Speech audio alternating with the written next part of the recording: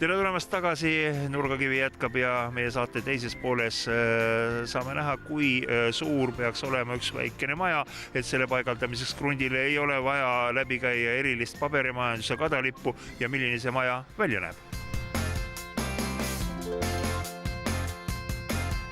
Väga paljud inimesed on sellise probleemi ees, et nad hangivad endale ehituskrundi, tahaks ehitama hakata, kuid kõigepealt tahaks seal samas krundil nii-öelda kanda kinnitada. See tähendab, mingi väikene katusealune tuleb püsti panna. Kuidas see katusealune võimalikult lihtsalt ja väikese paberimäärimisega püsti saada? Eesti Vabariigi seadus näeb ette, et alla 20 ruutmeetrine hoone, mis on madalam kui 5 meetrit, ei vaja ehitusluba ega teatist, välja arvatud väikesed piirangud, aga see selleks. Antud hetkel siis on meie selja taga üks hoone, mis on meie enim müüdavam väikehoone, mis on siis soojustatud kasutamiseks aastaringselt ja konkreetne maja, mis meie selja taga on, temal on siis lausa A energiaklass, kuna ta on nii hästi soojustatud. Ja miks see hoone on nii hea ja populaarne on just see sama, et tal on üleval ka teine korrus, mis on magamislavad sinna väga hea kasutada. Ehk hoonesse mahub ideaalselt ülemisele korrusele siis magamiskoht ja alumisele korrusele siis köök koos WC ja duširuumiga ning lisaks jääb veel pisikene tuba ka, kus saab siis kasutada seda kas siis elutoana või milleks iganes kontoriks.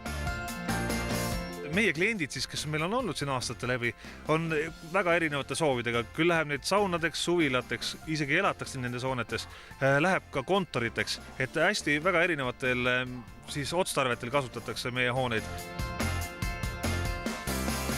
Kuidas ta kohale jõuab terves tükis? Antud hoone siis jõuab kohale 3 tükis, katus 2 ja alumine osa siis tervena 1 rekka peal, nii et 2 rekkat sisuliselt, mis siis maja kohale toovad, tõstetakse kraanaga paika ja siis liistutamised, vahutamised ja kõik muud vajalikud, et see hoone siis nii-öelda oleks kasutamiseks valmis.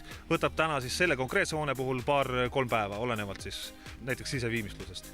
Kui palju teil üldse mudeleid kataloogis on?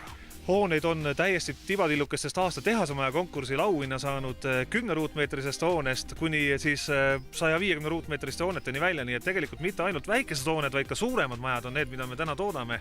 Üks võib-olla väga huvitav lähtekoht taoliste majade hankimiseks, nii palju kui mina tean, on hankida emale selline maja krundile üüripinnaks, et ülikooli linnas Tartus hea mugav üliõpilastele välja üürida. Ega sul sellist kogemust ei ole veel?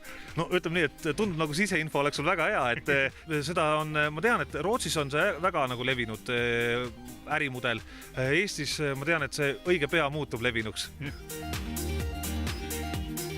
Ja kui peaks minema tellimiseks, siis kuivõrd saab oma sõrme vahele segada värvi, võib-olla ka selle väikese ruumilahenduse osas?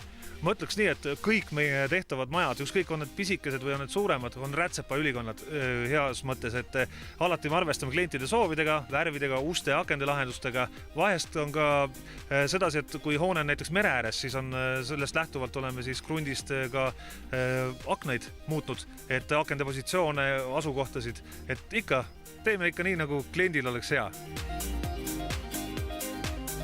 No ja lõpetuseks jääb mul üle vaid öelda, et tuleb välja, et see probleem ei olegi nii suur, kui esmapilgul paistab.